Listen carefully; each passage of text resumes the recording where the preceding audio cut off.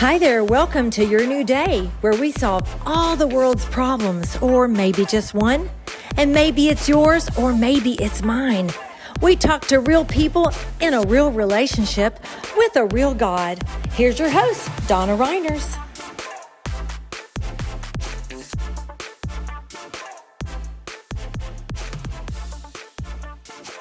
Hello. This is Donna Reiners, and it's your new day. And I'm telling you, it's my favorite thing, where we solve all the world's problems, or maybe just one, and maybe it's yours, and maybe it's mine. But we'll solve something in our time together. And I just wanted to share with you my heart. We had the most amazing season with Dr. Cami Owen. Her clinic is You Only Younger in Sugar Land, Texas. And I highly recommend that you find her, you see her, tell her that you heard about it from Donna, and that she would be happy to support you and encourage you and strengthen you. Her clinic is amazing, and she has lots and lots of different things that she can encourage you with physically, mentally, emotionally. This year, I'm doing few things a little different. We're still going to have Dr. Cami on, because I love her and we just love our time together. It goes so fast, you know. But I'm also going to be interviewing some other folks as well. I'll give you a little bit of idea of who will be coming down the pipeline. I won't give you their names, because I still have to figure out schedules and things of that nature. But I have one particular lady that I've known for about 13 years or so. And she is precious to my heart. And she had a situation where she had a difficulty with a birth. And she's going to share her journey, not just with the birth of her children, but what happened through her experience with the church and how she was treated. This is where you who are upset with the church are going to be like, yeah, that's right, they're horrible. But let me tell you something. Her walk with God is solid and pure and strong. Her family's walk with God is solid and pure and strong, because they have not turned their lives away from God, which is what a lot of people do when they get burned by the church.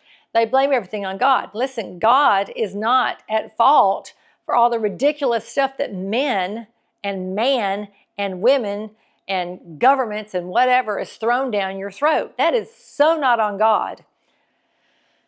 Man makes a fool out of God. But man gives God a bad rap. Anyway, and there's another woman that I want to interview. I've talked with her a little bit. I just got to figure out a way to get that done. And she had a situation with her daughter, and it ended up with some very difficult things that took place at a hospital, and then the journey that took place for the next, 15 plus years, and what that looked like in their life, and how they learned to walk out life, and how they learned to help their daughter in ways that perhaps traditional medicine wasn't able to do. And there's another woman I know, these are all women right now, but I will get to some men. There's another woman I know that I just really think very highly of, that is in an industry that involves sales and involves having to reach out to people that she doesn't know real well. And part of the reason she went into that kind of industry was because of a child that had needs at home, and how she turned her attention from the job that she did have to being at home, and then worked from there to have an income to be able to support her child, support her family, and that kind of thing. And then there are some men that I would like to also interview that grew up really in traditional church, and how they moved from a traditional relationship with God to a more intimate, more personal relationship with God. There's a woman, I know, go back to women. I love serving with women. I love loving on women. There's another woman I would like to interview who, gosh, has been to just about every country there is to go to. And she was single for a great deal of her life, and married later in life. A powerful woman who has a strong ministry with her husband, and they, like, monitor is not the right word, but they have a lot of churches that they plant and then oversee in all sorts of different countries because they love God, and that's a calling that's on their life. So I believe in marrying the secular with the sacred, because to God it's all sacred. We are sacred. We have this space within us where God lives, and He moves and He breathes and He has His being inside of us. And I really believe that one of the things that takes place in a lifetime, if we'll allow it, is that we will come into the place where we realize the reality that we live and move and breathe inside the one who lives and moves and breathes inside of us. That is big, guys. When you can really, truly see that and receive it and take it on and let that be who you are, it changes everything. It's a discovery of your identity, a discovery of who you think you are versus who you really are, a discovery of the God who lives inside of you, a discovery of yourself. And some of this includes mental, some physical, some emotional, some spiritual, and some financial. You know, some of the deepest revelation I've had has been over the last 5 years. And some of that has had to do with finances. I remember one thing that God spoke to me once was how I was separating health from wealth. It was a very interesting conversation I was having within myself with God.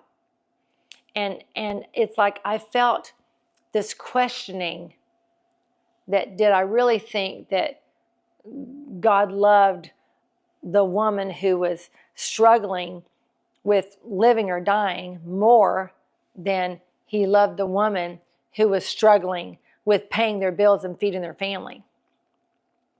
I mean, it was just really a confrontive but quiet and strong intention that I knew was on God's part, confronting me with how I was separating people that needed help with their health and people that needed help with their finances, instead of seeing that everybody needs help with something. And I can help many with a lot of different things, including both of those things. And instead of just focusing on one thing, that if I would open my eyes, I would see that I could help women in this other area, like paying their bills so that they could pay for their health, or, you know, keep their lights on and feed their children and get them clothing and all those things, put shoes on them. That's important to God. But we separate all these things. And tell you something else too, while I'm on this little tangent that I feel coming up inside me. I had this conversation with someone some months back, and for some reason it was talking about how money was going to this person who needed help.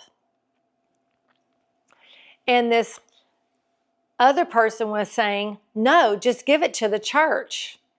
You can't give your tithe away. Give it to the church and let them decide where it goes. And I thought, well, I don't agree with that, because this person, if they don't have their rent paid, they're going to be homeless. And if I give it to the church, they may or may not agree that this person needs to be helped. There are times, and I know people personally, where the church has said, well, no, I'm sorry, we can't help them. And they've gone without lights, without food, etc. And so it isn't the church's responsibility only to feed people, to help people. It's relationship. We're supposed to be helping helping one another with our finances, with the resources we have. We have someone that we help with extra food and things of that nature because they don't have enough, you know? And so it's all about relationship. And the reason the money part is, we do talk about money on this show sometimes. We do. Money is a part of our life. And you can't do much without money. And some people are just, I was so convinced at one time you just give everything away. I would just literally give everything away, and then I would not have enough to do what I needed to do or pay what I needed to pay because I was literally giving it all away, because that is what the church teaches sometimes. Sometimes that's all the church teaches. I've been in churches that just teach that. And it's really, if you really want to get all religious about it, it's really not that biblical. There was context to why the apostles were giving everything away and laying everything down and selling everything. They were literally preparing for an event that was to come, and it was on purpose, with intention. And so, we're just not supposed to just lollygag around giving everything away. That's not how it works. We're supposed to hear the voice of the one who lives inside of us as we take action in our lives regarding our mind, our emotions, our physical bodies, our spirit being, our finances, our education. This is our real life, and this is the real life we have to live, and we're supposed to be living it in partnership with the one who lives inside of us. This is the relationship part. Anyway, back to that. So that lady thought that I needed to give away, and they were very adamant about it. I almost laughed because it wasn't laughable, but I was like, wow, you were so, and it was all about the tithe. But if you really look at the new covenant, it says to live generously and give generously. It doesn't say to give a tithe anymore. That was part of the law. And the law and the prophets were completely fulfilled, said Jesus. The law, which was the tithe, included the tithe. It even included, God forbid, don't shoot me down. It also included obeying the Sabbath, taking Sunday off and not cooking and all those different things. But yet what did Jesus do? Jesus came and said, really? He challenged it immediately. He said, really? You're going to leave your donkey in there? I don't think so. You're going to pull him out. So it's like, some want to be married to the law. This person's married to the law, giving her life over to the religious system, for the religious system to tell her what to do, even with her money.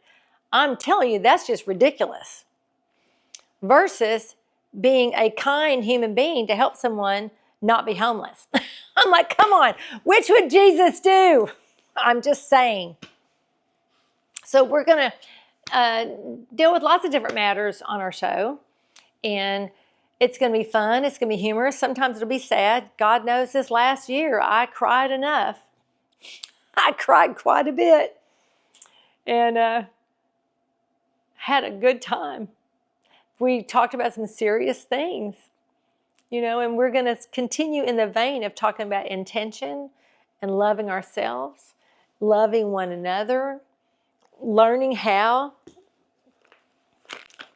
to read this without thinking you're bringing yourself under some kind of law, because there are many precious words, many precious principles inside these Bibles that many have just thrown away that could be life-changing. Because if you feel like God can talk to you from a billboard, from a child, from a thought in your head, to a book you're reading, then why wouldn't you think God can't talk to you through the Bible?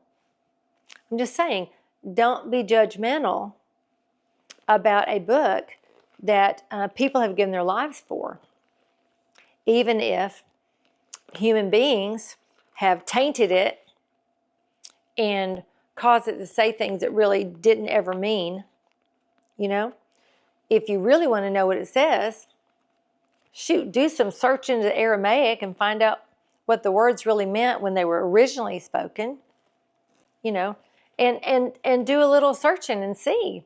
And you might find that understanding what it said and what it meant will bring you back into a place where you're not so afraid of it and so afraid of coming under it like it's some kind of satanic thing, and it's not.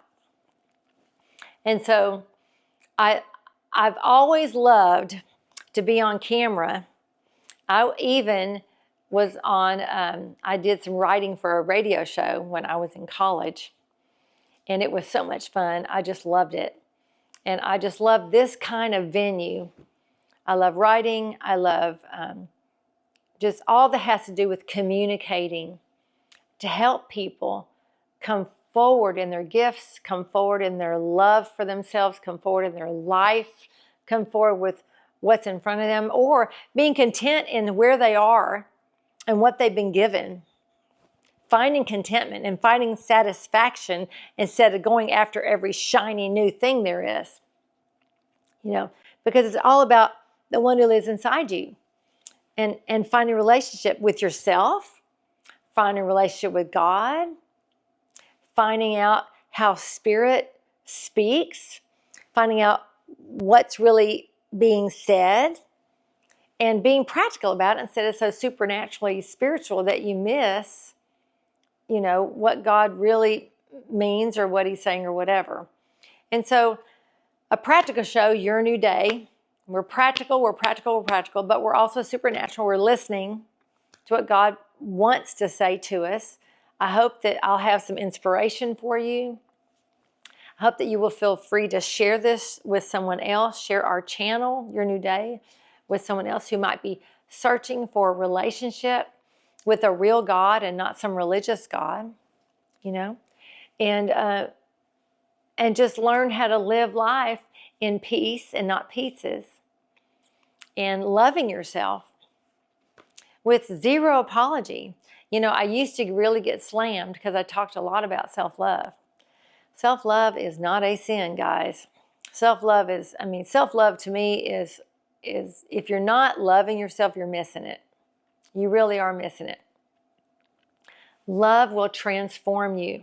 That metanoia word, you know, that repentance word, metanoia, it will transform you.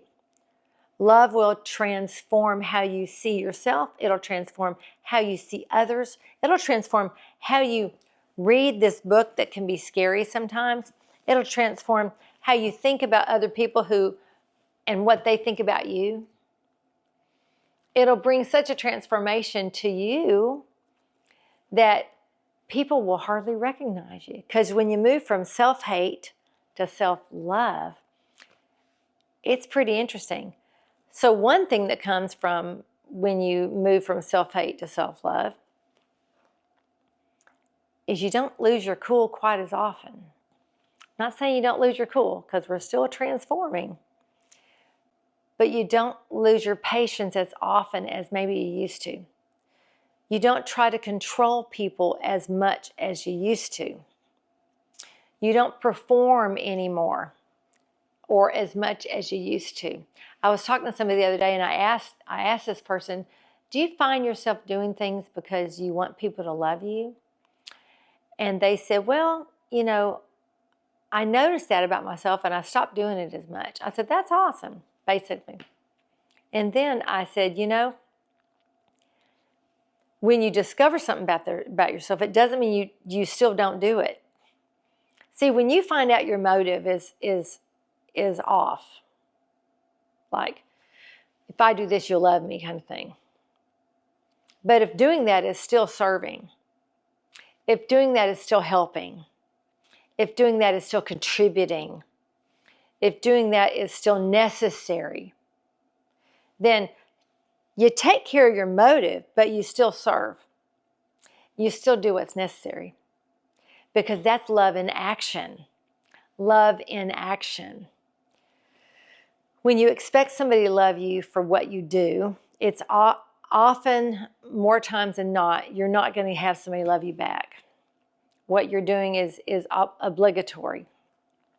On the other hand, when you marry, when you're in real relationship with people, there's something called honor, and you do things regardless whether you want to or not. I know someone right now that I know they're sick and tired of being sick and tired. And they're serving in a situation that seems endless. But they love that person.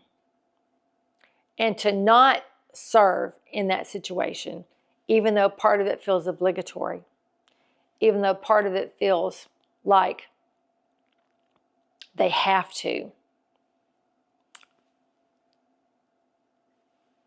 it's still love in action. God is pleased with love in action. I know someone that loved her spouse for 40-something years, and that person ended up being a paraplegic. And for most of their marriage, I'm sure she didn't sign up for that. But she cared for him all that time, and never did he go into a nursing facility, because that was love in action. I'm confident she got exhausted lots of times. But she kept hope. She kept this bold confidence about herself, and so did he. And they walked out life together until he moved into the heavenly realm. There are times when you're faced with things that are love in action that you don't feel pleasant. I remember once, years ago, I felt like our sister who's now passed on, she had so many needs, it was just impossible for her to live with anybody. I mean, her needs were just, she needed medical care, okay? So she was living in a facility type situation where there were people available to help her with things. And I remember there would be times, I remember one specific time I felt like, I told Craig, I said, look, I got to go see my sister. He said, what do you mean? It's 9 o'clock at night. I said, oh, I know, but I got to go. I just know that I know I got to go. So I show up. It's like 9:30, 10. It took like 40 minutes to get there. Show up at that place. I walk into her room, and she is sitting there and she is crying. I'm like, what happened? What is it? Well, listen. She'd been waiting for 2 hours for someone to come and wipe her behind at a facility. Look, they are understaffed and all those things. And she was a large woman. It wasn't a pleasant task. But you know what? That was the first time I wiped her. Me. I got to wipe her. How did I know I was supposed to wipe her? Because I'm the one who walked in the door. That's why. The other people, they were out doing other things. Even though I'm untrained, I'm not the nurse, I'm not the LVN, CEN, whatever. I'm not none of those things. I knew if a woman can wipe a baby, a woman can wipe an adult. And so I got gloves on, and I went to do this. And I remember thinking, oh my gosh. And God spoke to me and said, you think you're humiliated? She's humiliated that she has to have help. And it really stopped me it just stopped me. And I'm like, wow, you're right. I'm so sorry. You know, because the one who lived inside of me was helping this woman that could not wipe herself. But guess what? God lived inside of her. And so love in action. Love in action. Sometimes it's not convenient. Sometimes it doesn't smell good. Sometimes you have to get your shoes on to go outside to help somebody get in and out.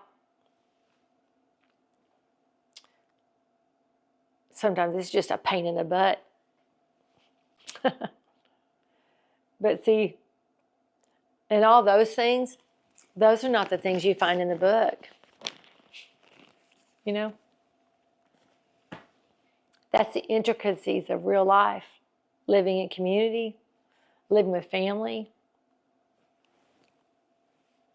living out life as well as you know how, loving yourself and loving other people. Now, at that time, I had really entered into a new relationship with myself and loving myself. And so, loving her in that manner inconvenient, smelly, not fun, didn't know what I was doing, but it was the Lord. And had I said no, I wouldn't have gone into the next season of my life, because my sister ended up passing away. I wouldn't have gone into the next season of my life caring for another lady that was in a very similar situation, actually, that also needed help with that sometimes. Craig will tell you, I'm not a caregiver. I'm more of a prayer giver, you know. But those seasons in my life really helped refine me, helped refine my heart.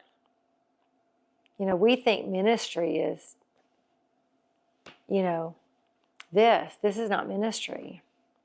This is teaching. This is instructing. This is encouraging. This is strengthening. This is helping. But the real ministry is what happens when the cameras are gone, man. When you're living your real life.